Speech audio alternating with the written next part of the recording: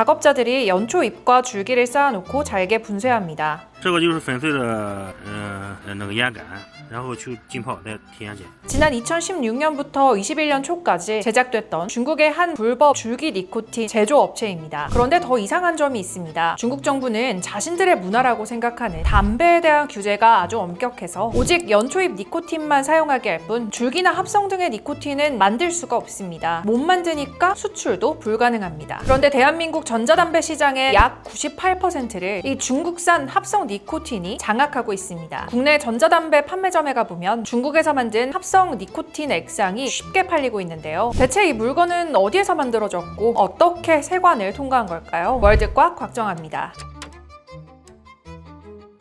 먼저 합성 니코틴이 대체 뭔지부터 간단하게 짚어보겠습니다. 니코틴은 크게 두 종류로 나뉩니다. 담배 잎에서 추출한 천연, 즉 연초 니코틴이 있고요. 화학적인 방식으로 만든 합성 니코틴이 있습니다. 몸에 들어가면 둘 다 니코틴 작용을 일으킨다는 점에서는 비슷하지만 그동안 우리 법은 둘을 완전히 다르게 취급했습니다. 기존 담배사업법에서 담배는 연초의 잎을, 딱 잎만을 원료로 만든 제품으로 정의를 했습니다. 그래서 담배 잎에서 추출한 천연 니코틴은 담배로 분류가 돼서 세금을 내야 했지만 담뱃잎을 사용하지 않았다고 주장하는 합성 니코틴은 법적으로 담배가 아니었습니다. 그러다 보니 같은 30ml 전자담배 액상이라도 천연 니코틴 제품에는 약 54,000원의 세금이 붙는데 합성 니코틴으로 신고하면 이 담배 관련 세금을 피할 수 있었습니다. 업체 입장에서는 엄청난 유혹이었겠죠. 천연 니코틴을 들여와서 그대로 천연 니코틴이다 라고 신고를 하면 병마다 수만 원의 세금을 내야 하지만 합성 니코틴이라고 적으면 사실상 세금이 사라지는 구조였습니다. 그래서 업계에서는 천연 니코틴을 합성 니코틴으로 둔갑시켜서 수입한 것 아니냐라는 의혹이 오랫동안 제기되었습니다.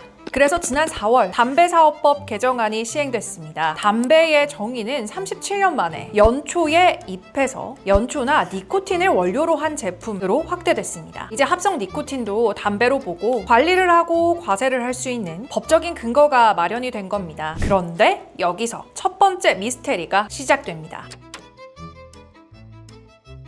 관세청 통계에 따르면 국내에 유통되고 있는 제품의 98%가 중국산 합성 니코틴 제품이라고 합니다. 그런데 중국 법은 전자담배를 만들 때 합성 니코틴을 사용하는 걸 허용하지 않고 있습니다. 수출용은 또 수출국 규정을 따를 수 있다. 근데 그 부분이 이제 또 수출국에 그런 규정이 없으면 다시 또 이제 중국 규정을 따라야 된다라고 하는 또 이제 예외 규정이 있어요. 지금 한국의 합성 니코틴 국가나 기술 표준이나 뭐 이런 것들이 아무것도 없었던 상황이기 때문에 그냥 원칙대로 하면 중국에서는 한국에 수출을 할 때는 당연히 중국 국가 그런 기술 표준에 맞춰가지고 연초 니코틴을 사용해서 수출하는 게 당연히 맞는 상황이었죠.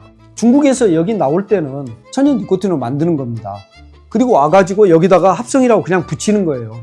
포장을 그렇게 만들면 되는 거잖아요. 바깥에서 들어오는 합성 니코틴의 진위를 가리는 데서 실패했다고 보거든요. 국내에 들어올 때는 5가지의 서류를 제출을 해야 하는데요. 그렇다면 중국 세관이 발급한 합성 니코틴 관련 증빙이 어떻게 만들어졌냐는 의문이 생깁니다. 말 그대로 출생신고가 불가능한 사람이 거리에는 수백만 명 돌아다니는 것과 비슷합니다. 물론 어느 단계에서 무엇이 벌어졌는지는 아직 수사를 통해서 확정된 사실이 아니지만 적어도 중국 정부에서는 제조가 불가능하다라고 하고 한국에는 중국산 합성 니코틴이 넘쳐나는 서로 양립하기 어려운 상황이 수년간 계속된 건 분명합니다.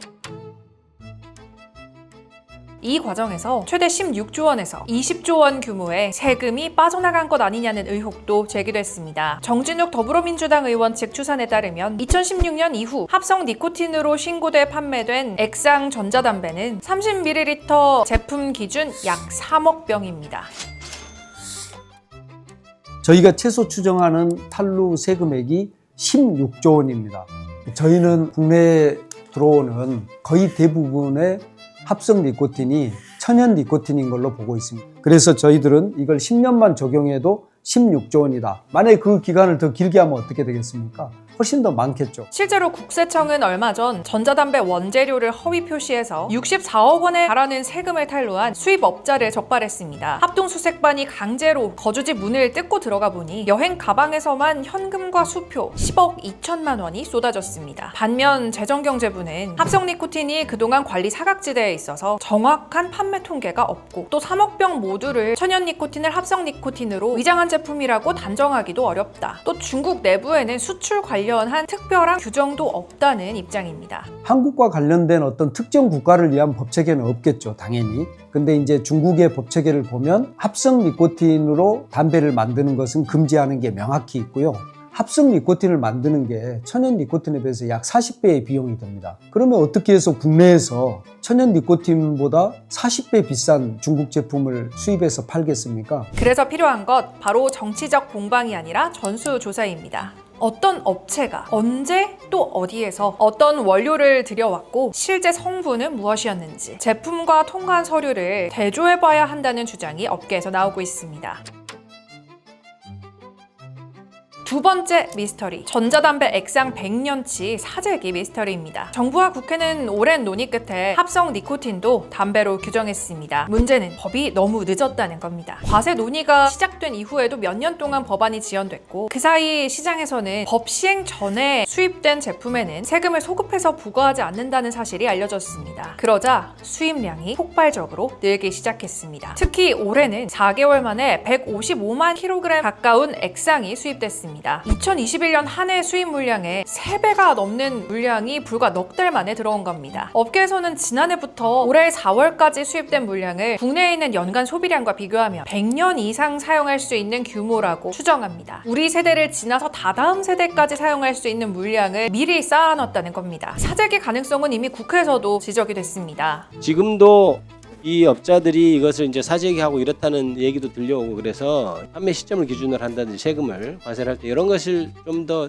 고민해야 되지 않을까요? 과거 담배값 인상을 앞두고도 업자들이 세금이 오르기 전 담배를 대량 쌓아두는 걸 막기 위해서 담배 매점 매석 행위에 관한 고시를 만들어서 별도의 행정 조치를 사용한 전례도 있습니다. 하지만 재경부는 최종적으로 기존의 재고를 법 시행 이후에도 최대 12개월 동안 판매할 수 있도록 하고 유해성 검사도 신청만 하면 판매가 가능하도록 했습니다. 오히려 단속과 규제가 느슨해졌다는 비판이 나오는 이유입니다. 이 법이 발효되기 전에 만들었던 액상들 그거를 유해성을 신청한 것만 팔으라고 하셨잖아요. 근데 뭐 유해성을 신청했는지 안 했는지 제가 알 수가 있어야죠 도대체. 그거 사실상 권고라서 이전 제고품들 있잖아요. 그냥 하셔도 뭐 걸릴 건 없어요. 제대로 만들고 유해성까지 검사한 합성 니코틴은 연초에서 추출한 천연 니코틴보다 40배 이상 비쌉니다. 결국 규정을 지킨 업체보다 규정의 빈틈을 이용해서 물량을 쌓아둔 업체가 막대한 이익을 얻는 구조가 만들어집니다. 전문가들은 국민 건강이 걸린 중대한 문제라고 지적합니다. 과거 가습기 살균제가 이제 가장 큰 그 사건인데 그 가습기 살균제에 사용된 물질들이 흡입되는 용도로 등록된 물질이 아니에요. 근데 그것을 흡입되는 용도로 전용해서 쓰다가 이제 그런 불행한